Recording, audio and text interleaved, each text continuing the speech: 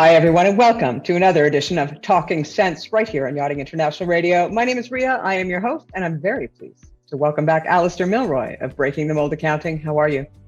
I'm good, Ria. Yeah, I'm really well. It is the week of Monaco Yacht Show.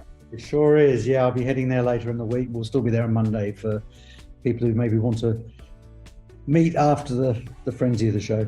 This week, there was an announcement made in the UK in regards to a tax cut. Let's talk about that. Yeah, I mean, it was billed as not going to be a budget, and it came out a lot bigger than I think anyone expected, or a mini budget. But some of the announcements were pretty far-reaching. There's been a lot of commentary, criticism, market reaction to it. It's a big gamble by the UK government. If it comes off, then they get the growth which they need to fund the tax cuts that they've provided. Then I think that will be good. But it'd be good for the UK economy. But there's some big question marks, and at the moment the markets aren't buying the story that they can deliver. Two of the standouts for me was the plummet of the pound against the dollar immediately. And the second was the headlines around the world that the rich were actually getting the biggest gain. I think the big surprise was the dropping of the 45%, the top tax, marginal tax rate. Actually, for business, they've done some really good things. They've simplified some rules around contractors and things which weren't working very well. They've cut back the national insurance contributions, which were introduced in April. You know, they have reduced corporation tax from next April by 1%. And there's some quite good investment incentives as well to stimulate the economy. I think the 45% tax rate came by surprise, and a lot of people are being critical that, you know, that's going to affect people who earn over £150,000 a year. Is that 5% tax cut really are they going to spend more than they do, or is it going to end up banking, or is it likely to be spent outside of the UK? So I think there was a lot of criticism that was seen as very much helping the top end. I think they could have used things like increasing the tax thresholds, which, if you think with inflation, actually, if inflation is going up, those thresholds get eroded over time. So, you know, £10,000 tax-free or £12,000 tax-free is a lot less this year than it was 10 years ago. So inflation and pushes people into higher tax, what they call tax bracket creep. It pushes people up into higher tax brackets whilst they're lower earner. And I think they could have been more, perhaps up those thresholds, and that would have been more effective.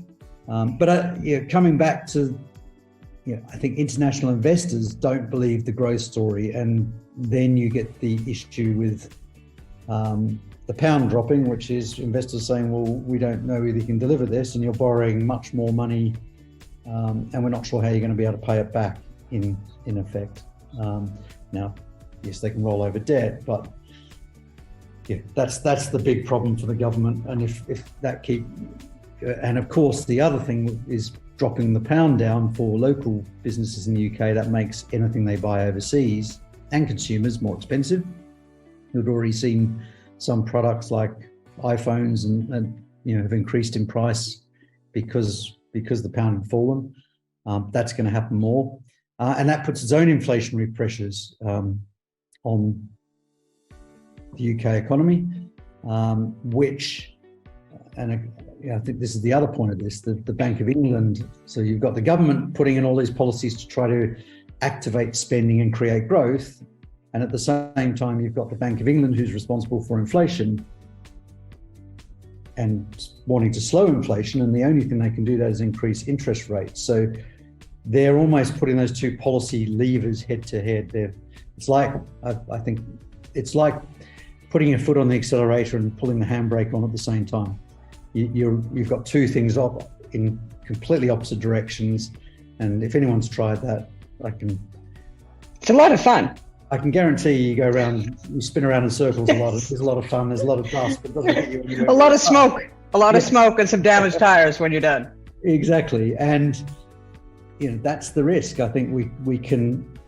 The risk is interest rates will have to rise further, to attract investors to buy government debt, and B, to try to keep inflation down with a lower pound. That's going to mean inflation's going to be pushed up. So, yeah, there's some big challenges for the UK economy. Well, I have to say the one thing that I did notice that really would help the common man, as it were, was the cap on energy. That I think was really important because, headlines, there's been making headlines across Europe over and over again that people were going to be either, choosing food or heat in the winter. And to place that cap on energy, perhaps that won't be a decision they have to make. Yeah, but you've got to remember that cap is only for private individuals and it doesn't invest. There's still a lot of pain out there for small businesses who, I think have been helped with the tax cuts and the national insurance cut. That's probably helped them a little bit, but they're still facing large energy costs, and now with depending on what business you're in, if you're in tourism, a lower pound's probably going to mean more people come. Potentially, as we've seen with the strong US dollar, there's been more US investment into Europe. We might see more Americans buying property in the UK and taking advantage of that strength in their currency. So that brings inward investment. But there's still a lot of headwind for small businesses in the UK, I think. As in Europe, it's going to be a tough winter.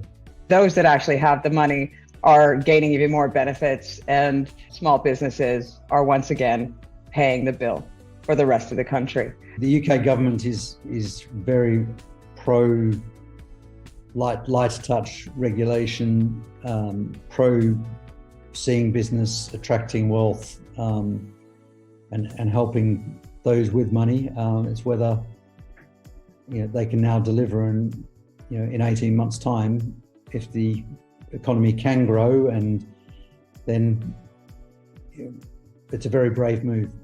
But it will it does feel like it could be selling the family jewels, so to speak, or betting those rather than taking a more prudent approach. And certainly that's what we've seen. The market reaction has been with the selling off the pound is a lot of question marks around the deliverability of what they've just announced. Well, Alasdair, I want to say thank you for your time once again, and enjoy NYS.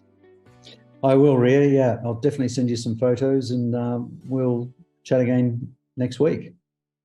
Perfect. You've been watching another edition of Talking Sense right here on Yachting International Radio. I want to say thank you to Alasdair Milroy and Breaking the Mould Accounting. All of Alasdair's details will be below this interview when it airs. My name is Ria. I have been your host. We'll see you again next time.